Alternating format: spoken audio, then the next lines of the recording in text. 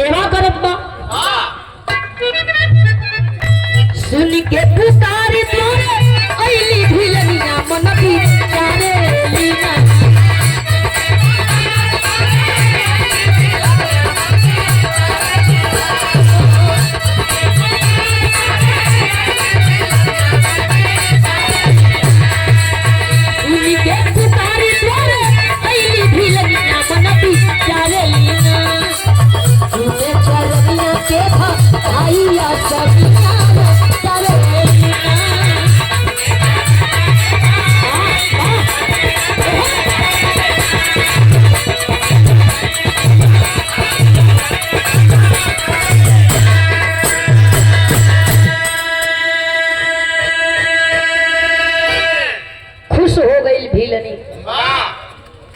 शिवदानी भोले दानी जोगी का रूप बनौले हूं, सरंगी गुदरी लेहले हूं, लेकिन मरद के न पता न मेहरारू के पता कि हमना के कुटिया पर शिवदानी आई हूं।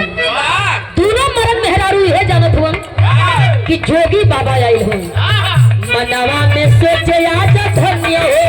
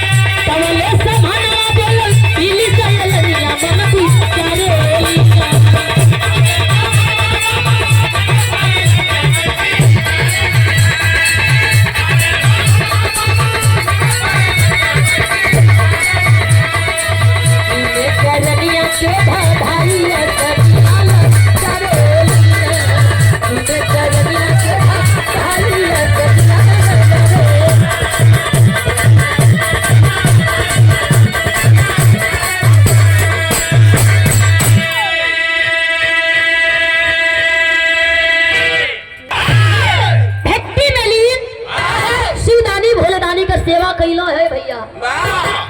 आज फल खैलो, एक लोटा पानी पियलो, तनी थकान दूर भइल, शिवदानी भोले दानी के नींद लगल। वही कूस का चटाई पर शिवदानी सुत गईलन।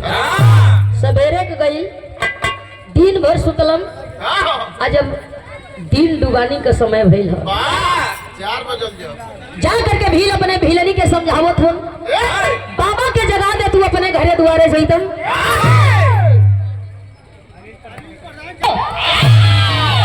भीलनी अपने भील के समझावे है।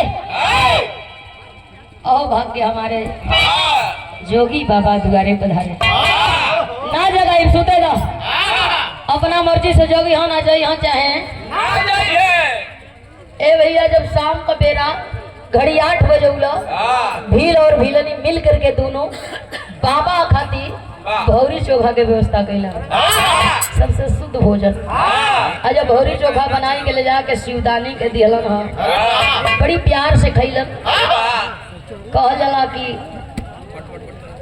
भक्त के आगे भगवान के हर बार झुके के पड़ल। नहीं, सेवरी के जूठी बहन कौन खाता, लेकिन भगवान राम भी खैलन, भौरी चोखा खैलन, और सरगी गुदरी लिहलन, कुश का चटाई और कुटिया में जाई के बिछौलन, आ सुत गईलन।